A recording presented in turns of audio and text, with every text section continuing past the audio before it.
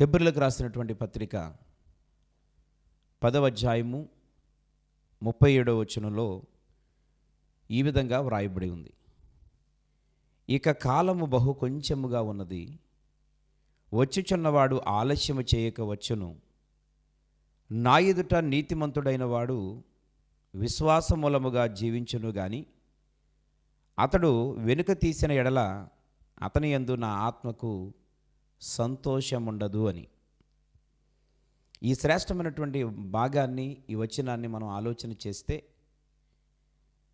దేవుడు స్వయంగా సూటిగా స్పష్టంగా చెప్తున్న మాట ఏంటంటే, ఇక కాలము బహు కొంచెముగా ఉన్నది, వచ్చుచున్నవాడు ఆలస్యము చేయక త్వరగా వస్తున్నాడని ఈ వాక్యం యొక్క భావం. ప్రియులారా, దేవుడు చెప్పినటువంటి ఏ మాట కూడా నిరర్ధకము కానేరదు, నిరర్ధకము కాదు అని మనందరికీ తెలుసు. ఇంతవరకు ఆయన చెప్పిన ప్రతి మాట ఆయన నెరవేరుస్తూ వచ్చారు. ఈరోజు మనందరి యొక్క విశ్వాసం ఏంటి అని అంటే, ప్రభు అయినటువంటి యేసుక్రీస్తు గూర్చినటువంటి ప్రవచనాలు భక్తులైన వారు ఆయన పుట్టకముందు కొన్ని వందల సంవత్సరాల క్రితం శక్తి కలిగినటువంటి రక్షకుడైన యేసుక్రీస్తు ఈ లోకానికి వస్తాడని కొన్ని ప్రవచనాలు ఉన్నాయి. ఆ ప్రవచనాలు 100కి 100% నెరవేరుస్తూ వచ్చినాయి. ఆయన మన కొరకు చనిపోతాడని రాయబడింది. ఆయన మన కొరకు చనిపోయాడు. ఆయన మరణంలో కూడా ఒక్క ఎముక కూడా విరవబడదు అని రాయబడింది. ఆయన అన్ని దెబ్బలు తిన్నా ఆయన ఇష్టానుసారంగా ఎక్కడ తగులుతుందో చూడకుండా కొట్టిన, మేకులు కొట్టిన, బళ్ళెంతో పొడిచిన, కొరడాలతో ఆయనను కొట్టిన, ముళ్ళ కిరీటం పెట్టిన, ఆయన మొయ్యలేనంత భారమైనటువంటి సిలువ ఆయన భుజం మీద వేసి నడిచేటప్పుడు ఆయన పడిపోయిన, ఏ ప్రాంతంలో కూడా ఒక్క ఎముక కూడా ఏమీ కాలేదు. అనగా దేవుని యొక్క ప్రవచనం, దేవుని యొక్క మాట 100కి 100% నెరవేరుస్తూ వచ్చిందని చెప్పడానికి ఎన్నో ఆధారాలు ఉన్నాయి. అయితే ఈ లోకానికి లోకరక్షకుడుగా ఆయన పుడతాడని రాయబడింది. పుట్టారు ఆయన. ఈ లోకంలో కొద్ది కాలం ప్రజల కొరకు పరిచర్య చేస్తూ జీవిస్తారని రాయబడింది. జీవించారు. ఆయన మనుషుల చేతికి అప్పగించబడి రక్తము కార్చి మరణిస్తారని రాయబడింది. మరణించారు. 3వ రోజున తిరిగి లెగుస్తారని రాయబడింది. తిరిగి లేచారు. ఆయన తండ్రి యొద్దకు వెళతారని రాయబడింది. తండ్రి యొద్దకు వెళ్ళారు. ఆయన రెండవసారి మరలా ఈ భూమి మీదకి ఖచ్చితంగా ఆయన వస్తారని రాయబడింది. ఇంతవరకు ఆయన చెప్పినటువంటి ప్రతి మాట ఏమాత్రం ఒక్క పొల్లు కూడా తప్పిపోకుండా జరిగించినటువంటి శక్తి కలిగిన దేవుడు ఈ భూమి మీదకి రెండవ రాకడలో అతి తొందరలోనే వస్తున్నాడని ఈరోజు మనం చదువుకున్న వాక్యంలో చాలా స్పష్టంగా మనకు కనబడుతూ ఉంది. వచ్చుచున్నవాడు ఏమాత్రం ఆలస్యం చేయకుండా ఆయన త్వరగానే వస్తూ ఉన్నాడు. అయితే ఆయన రాకడ వచ్చేస్తే ఏంటి మనకి ఇబ్బంది అని అంటే, ప్రియమైన మిత్రులారా, ఆ కింద లైన్లో రాయబడింది, నా ఎదుట నీతిమంతుడైన వాడు విశ్వాసమూలముగా జీవించును. కానీ అనే మాటలో ఉన్న అర్థం ఏంటంటే, నీతిమంతుడైన వాడు విశ్వాసమూలముగా ఒకవేళ ఏ కారణం చేతనైనా జీవించకపోతే, ఆత్మీయతలో బలహీనమైపోతే,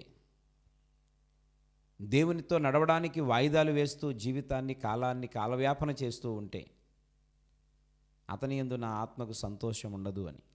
ఎప్పుడైతే మన భక్తి వలన ఆయనకు సంతోషం కలగదో, రెండవసారి ఈ లోకానికి వచ్చినప్పుడు ఆయనకు నచ్చిన విధంగా నీ యొక్క సిద్ధపాటు లేకపోయినప్పుడు ఖచ్చితంగా నిత్యరాజ్యానికి వెళ్ళవలసినటువంటి నీవు, నేను, మనం నరకమునకు వెళ్ళిపోతామని అర్థం.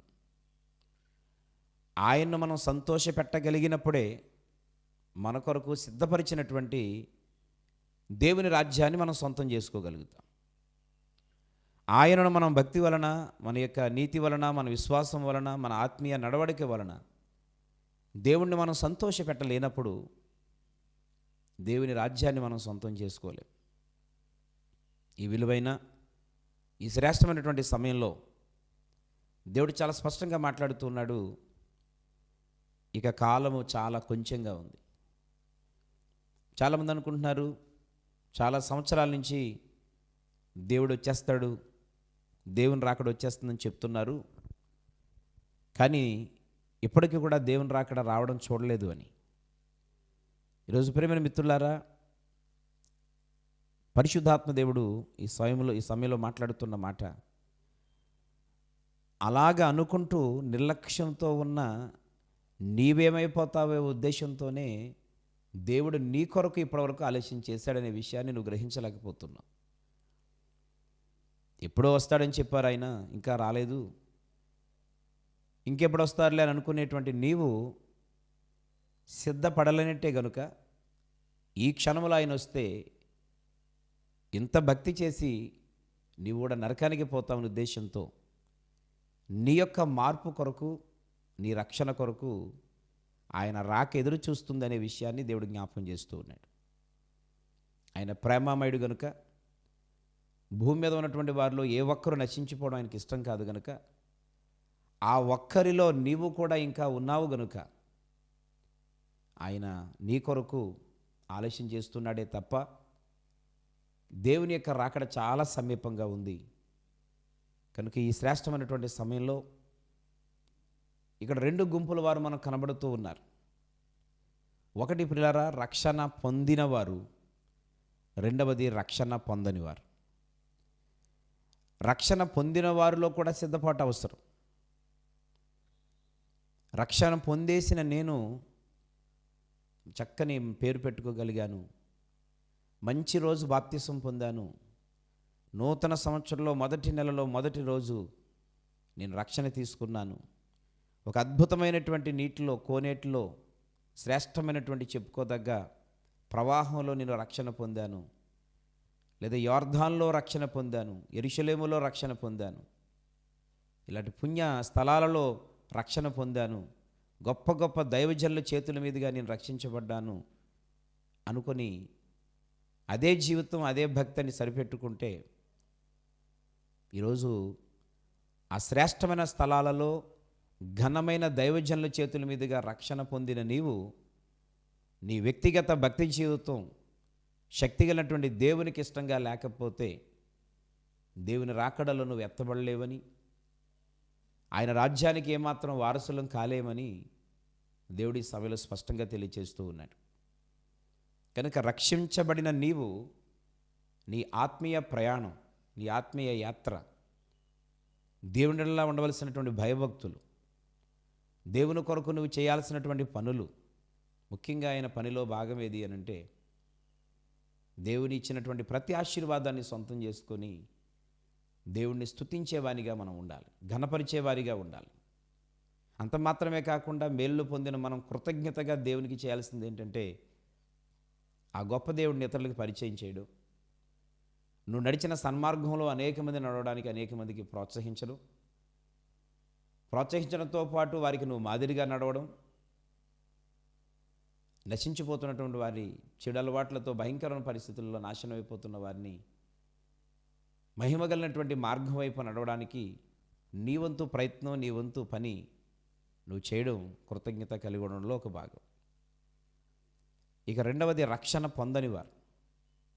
నేటి దినం చాలామంది వందల ప్రసంగాలు వింటూ ఆదివారం దేవాలయానికి వెళుతూ అనేకమైనటువంటి కార్యక్రమాల్లో పాల్గొంటూ కార్యక్రమాలు కూడా ఆర్థికంగా సహాయం చేస్తూ చాలా కార్యక్రమాలను భుజాల మీద వేసుకొని ఎన్ని చేసినా నువ్వు రక్షణ పొందకపోతే, మారు మనసు పొందకపోతే, బాప్తిస్మాన్ని తీసుకోకపోతే ఎంతకాలం నువ్వు చేసినటువంటి భక్తంతా, నువ్వు ఖర్చు పెట్టినటువంటి యొక్క డబ్బులన్నీ, నువ్వు పడిన ప్రయాసంతా, నువ్వు కేటాయించిన సమయమంతా కూడా బూడిదలో పోసిన పన్నీరుగా ఖచ్చితంగా మారిపోద్ది. అందులో ఏమాత్రం సందేహం లేదు అని దేవుడు జ్ఞాపకం చేస్తూ ఉన్నాడు. నువ్వు సంపూర్ణమైనటువంటి మారు మనసు పొంది ఆ బాప్తిసం పొంది నరకమునకు పోవలసినటువంటి నీ ఆత్మను అక్కడికి పోకుండా నిత్యరాజ్యానికి తీసుకుని వెళ్ళే విధంగా ఆ ఆత్మకు నువ్వు రక్షణ కల్పించకపోతే, ఆ రక్షణ నువ్వు పొందుకోకపోతే ఇంతవరకు చేసిందంతా వేస్టే. కనుక 2022 సంవత్సరం వరకు కూడా ఎన్నో పర్యాయాలు వాయిదాలు వేసుకుంటూ వచ్చి ఉండి దేవుని యొక్క సన్నిధిని అనుభవించకపోతే, ఈ నూతన సంవత్సరంలో 2023లో దేవుడు నీతో మాట్లాడుతున్నాడు స్పష్టంగా. ఇప్పటికైనా రక్షణ పొందడానికి ఏమాత్రం ఆలస్యం చేయొద్దు. ఎందుకనంటే ఆయన రావడానికి ఇక సమయం పట్టదు. ఆయన త్వరగా వచ్చేస్తున్నాడు గనుక ఇంతవరకు ఒకవేళ రక్షణ పొందడానికి ఆలస్యం చేస్తున్నట్లయితే, బాప్తిస్వం పొందడానికి వాయిదాలు వేస్తున్నట్లయితే, దేవుని కార్యక్రమాలు చేయడానికి ఇంకా డేట్స్ నువ్వు ప్రొలాంగ్ చేస్తున్నట్లయితే, ఈ శ్రేష్టమైన సమయంలో దేవుడు సూటిగా మాట్లాడుతున్నాడు. ఇంకా ఎక్కువగా వాయిదాలు వేయొద్దు. తక్షణమే నిర్ణయం తీసుకొని రక్షణ పొందమని దేవుడు ప్రేమతో మాట్లాడుతూ నిన్ను పిలుస్తూ ఉన్నాడు. ప్రేమ మిత్రులారా, ఇంతవరకు రక్షించబడిన వారిలో చాలామంది ఆత్మీయంగా కొంతకాలం నడిచి ఒకవేళ ఈ మధ్యకాలంలో బలహీనమైపోయి దేవునికి దూరం అయిపోయి ఉంటే, దేవుని రాకడ చాలా దగ్గరైపోయింది, ఆయన ఆలస్యం చేయకుండా వచ్చేస్తున్నాడు కనుక మనము సిద్ధపడాల్సిన అవసరం ఉందని దేవుడు జ్ఞాపకం చేస్తూ ఉన్నాడు.